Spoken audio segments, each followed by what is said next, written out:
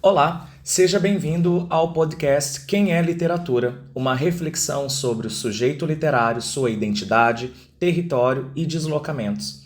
Este podcast é destinado a entusiastas da literatura e que buscam se aprofundar em conceitos fundamentais dentro dessas perspectivas. Eu sou Antônio Neto, professor e aluno no curso de especialização em literaturas de língua portuguesa da Unifesp. E no episódio de hoje trago 4 pontos para uma reflexão inicial. Um primeiro ponto é a relação da fixação de uma autoria numa comunidade que funciona como instrumento de fortalecimento de uma identidade individual e coletiva, porque a realidade social e autor são, de fato, inseparáveis. Isso significa que o autor tem na sua identidade a marca do seu território e das pessoas que nele habitam. Ou seja, ele faz da sua poesia um amplificador não só da sua própria voz, mas também da voz do seu grupo, do qual se sente participante. Um segundo ponto de reflexão se relaciona com o que se ouviu no podcast da Folha de São Paulo, que o que importa não é necessariamente as questões estéticas, mas o quanto a poesia diz sobre esse eu que fala. Bom, até trazendo uma explicação sobre o título desse nosso podcast, que foge do óbvio o que é literatura, mas quem é a literatura, percebemos então uma forma de identificação que é esse pseudônimo, que serve para um propósito plural, no sentido de fazer-se ouvir não só um autor que é explícito ou mais ou menos conhecido, mas que também manifesta através de um eu lírico, que é mais abrangente e plural.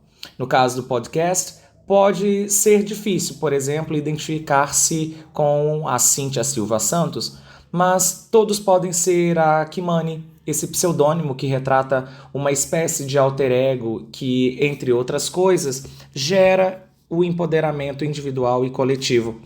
É como a própria Beyoncé, que alguns anos atrás, em seu álbum I Am Sasha Fierce, trazia esse alter ego, esse pseudônimo.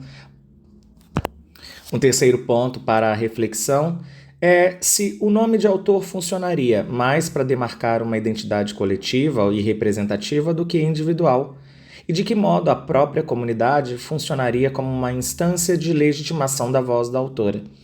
Tomando as palavras de Kimani, existe uma projeção idealizada do autor e de seu nome que ele vai falar sobre o que a pessoa não falaria. Consequentemente, a comunidade se identifica e se apropria daquilo que é dito, tornando-se, obviamente, uma instância de legitimação quase que automática. Porque quando a comunidade legitima ao autor, automaticamente legitima a si própria. E por fim, um último ponto também de reflexão para o nosso episódio de hoje, considerando o conceito de discurso constituinte de Dominique Megnaud, citado no artigo do professor Luiz Fernando Teles, o discurso do autor funciona, ele próprio, como um instrumento de legitimação de um determinado grupo social? Sim, aproveitando as próprias palavras de Dominique Megnaud, a identidade de um discurso se constitui e se alimenta através de outros discursos. Então, podemos dizer que existe uma retroalimentação entre o individual e o coletivo, e já não há mais 2 discursos, mas um só que se torna imbricado. Bom, são reflexões. Esperamos que você discorde e traga outros pontos de vista para acrescentar e fazer crescer a literatura. Quem é você? Quem é a literatura? Estamos aguardando você. Vejo vocês em breve. Até!